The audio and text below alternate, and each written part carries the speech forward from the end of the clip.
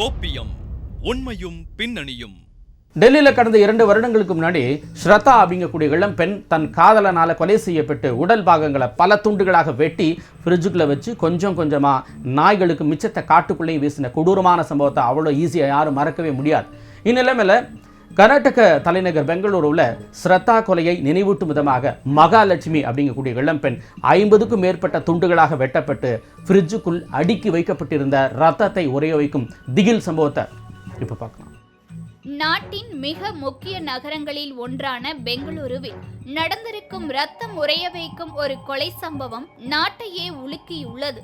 இதற்கு முன்பு கடந்த 2 வருடங்களுக்கு முன்பு நாட்டின் தலைநகர் டெல்லியில் நடந்த ஸ்ரத்தா கொலை சம்பவம் நாட்டையே உலுக்கியது. அதன் பிறகு பல சம்பவங்கள் நடந்திருக்கும் நிலையில் தற்போது பெங்களூருவை உலுக்கியுள்ள ஸ்ரத்தா பாணியில் நடந்திருக்கும் மீண்டும் ஒரு ரத்தத்தை உறைய வைக்கும் சம்பவம். நாட்டின் மென்பொருள் பூங்காவாக திகழும் பெங்களூருவில் அம்மாநிலத்தவரை விட அண்டை மாநிலங்களிலிருந்து பணி நிமித்தமாக வருபவர்களே அதிகம் என்பதால் எப்பொழுதும் பன்முகத்தன்மையோடு பரபரப்பாக காணப்படும் நிலையில் பெங்களூருவின் வயலிக்காவல் பகுதியில் இருக்கும் ஒரு அடுக்குமாடி குடியிருப்பில் இருந்து துர்நாற்றம் வீசுவதாக கடந்த 4 நாட்களுக்கு முன்பு அப்பகுதியினர் கூறியுள்ளனர். இதனையடுத்து அந்த அடுக்குமாடி குடியிருப்பை சோதனை செய்த போது அங்கு பூட்டப்பட்டிருந்த மகாலட்சுமி என்பவரது வீட்டிலிருந்து துர்நாற்றம் வீசுவது தெரிந்து வீட்டின் உரிமையாளர் மகாலட்சுமியின் தாய்க்கு தகவல் தந்துள்ளார். தகவலின் பேரில் அங்கு வந்த மகாலட்சுமியின் அம்மாவும் சகோதரியும் வீட்டின் பூட்டை உடைத்து உள்ளே சென்று பார்த்தனர். அப்போது அந்த வீட்டில் இருந்த ஃப்ரிட்ஜை சுற்றிலும் ஏராளமான புழுக்கள் ஊர்ந்து கொண்டிருந்த நிலையில் வீட்டினுள்ளும் எதுவும் இல்லாததால் அந்த ஃப்ரிட்ஜை திறந்து பார்த்தனர். அப்போது அவர்கள் கண்ட காட்சி அவர்கள் அது என்னவென்று உணர்த்துவதற்கே சில நொடிகள் தேவைப்பட்டது.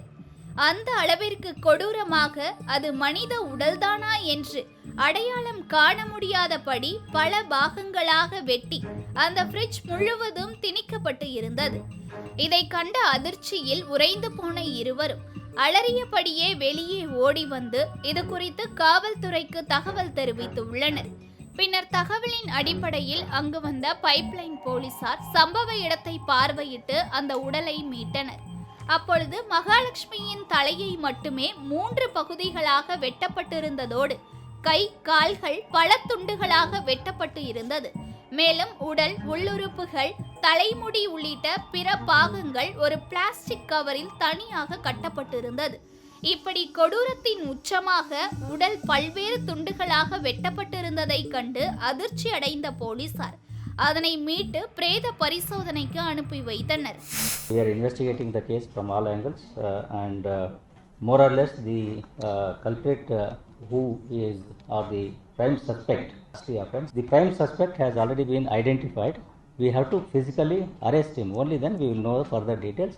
At this stage, if I tell anything, it will be to the benefit of the accused, not to the public. Once the case is detected, once the person is apprehended, arrested, we will provide the details, how it happened, why it happened, what are the causative factors, all the details will be given.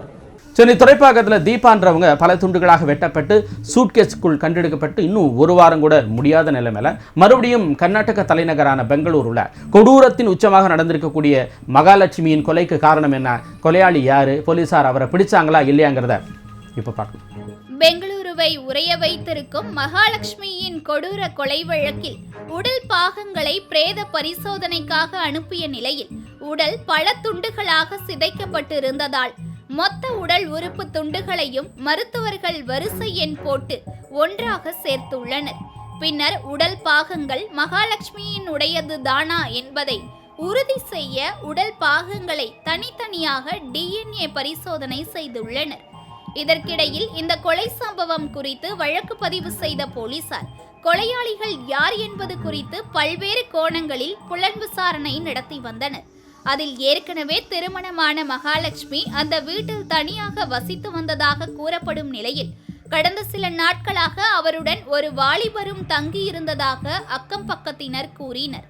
அதேபோல மகாலட்சுமியின் கணவர் மற்றும் குடும்பத்தாரின் வாக்குமூலத்தின்படி படுகொலை செய்யப்பட்ட மகாலட்சுமியுடன் அலுவலகத்தில் பணிபுரிந்து வந்த முக்தி ராய் என்பவரின் மீது போலீசாருக்கு சந்தேகம் ஏற்பட அவரை தொடர்பு கொள்ள முயற்சித்த போது அவரது செல்போன் எண் சுவிட்ச் ஆஃப் செய்யப்பட்டு இருந்தது.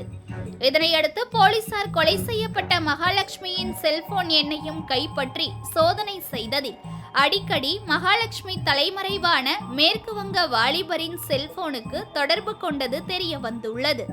எனவே இது ஒருவேளை தகாத உறவு காரணமாக இருக்கலாம் என்று சந்தேகித்த போலீசார் விசாரணையை துரிதப்படுத்திய நிலையில் கர்நாடகா உள்துறை மந்திரி பரமேஸ்வராவும் இது குறித்து தீவிர நடவடிக்கை எடுக்கப்படும் என்று கூறியிருந்தார். இதற்கிடையில் போலீசார் மேற்கொண்ட விசாரணையில் அந்த நபர் மகாலட்சுமியுடன் ஒன்றாக பணிபுரிந்த முக்தி ரஞ்சன் ராய் ஒடிசா மாநிலத்திற்கு தப்பி சென்றதாக கிடைத்த தகவலை அடுத்து ஒடிசா விரைந்த தனிப்படை போலீசார் பாலாஷோர் மற்றும் பத்ரக் மாவட்டத்தில் உள்ளூர் காவலர்களுடன் இணைந்து கொலையாளியை குறித்து தீவிர விசாரணை நடத்தி வந்தனர். இந்நிலையில் தேடப்பட்டு வந்த முக்தி ரஞ்சன் ராய் ஒடிசா மாநிலத்தில் தனது சொந்த கிராமத்தில் மரம் ஒன்றில் தூக்கிட்டு தற்கொலை செய்து கொண்டதாக தனிப்படையினருக்கு தகவல் கிடைத்தது. இதனையடுத்து அங்கு சென்ற போலீசார் தற்கொலை செய்வதற்கு முன்பு முக்தி எழுதிய தற்கொலை குறிப்பு கடிதத்தையும் போலீசார் கைப்பற்றியதாக கூறப்படும் நிலையில் அந்த கடிதத்தில் மகாலட்சுமி மிகுந்த அரக்க குணம் கொண்டவர் என்றும் அவ்வப்போது கடுமையாக சண்டையிட்டு வந்ததால் தான் மிகுந்த சலிப்படைந்து விட்ட நிலையில்தான் திருமணம் தொடர்பாக எழுந்த வாக்குவாதம் முற்றியதில் மகாலட்சுமி தன்னை தாக்கியதால் ஆத்திரத்தில் மகாலட்சுமியை தாக்கி கொன்றதாகவும் பின்னர் அவரது உடலை பல துண்டுகளாக வெட்டி ஃப்ரிட்ஜில் வைத்ததாக குறிப்பிட்டிருந்தது. இதனையடுத்து பத்ரக் காவல்துறையினர் அந்த தற்கொலை கடிதத்தை முக்தி ராய் தான் எழுதினாரா என உறுதி செய்யும் வேலையில் ஈடுபட்டு உள்ளனர். இதனால் பெங்களூரு தனிப்படையினரும் அங்கு முகாமிட்டுள்ள நிலையில் கொடூர கொலையின் குற்றவாளி தற்கொலை செய்து கொண்டது இந்த வழக்கை மேலும் சிக்கலாக்கியுள்ளது என்றே கூறலாம். சமீப காலங்களாக நடந்து வரக்கூடிய குற்றச்சம்பவங்களில் குற்றவாளிகள் குற்றத்தை மறைக்கிறதுக்காகவும் தண்டனையிலிருந்து நாம தப்பிச்சிடலாம் அப்படிங்கக்கூடிய எண்ணத்திலையும் கற்பனையும் பண்ணி பார்க்க முடியாத அளவுக்கு ரொம்ப கொடூரமான முறையில் கொலைகளை அரங்கேற்றி வருவது, இளைஞர்களின் எண்ணங்கள் கொடூரமானதாக மாறி வர்றதையும் சமூகம் பாதுகாப்பற்றதாக மாறி வர்றதையும் தான் இந்த சம்பவங்கள்லாம் நமக்கு உணர்த்துது. மீண்டும் அடுத்த கோபியம் நிகழ்ச்சியில் உங்களை எல்லாம் சந்திக்கிறேன். அதுவரை உங்களிடமிருந்து விடை பெறுபவர் சிவகுமார்.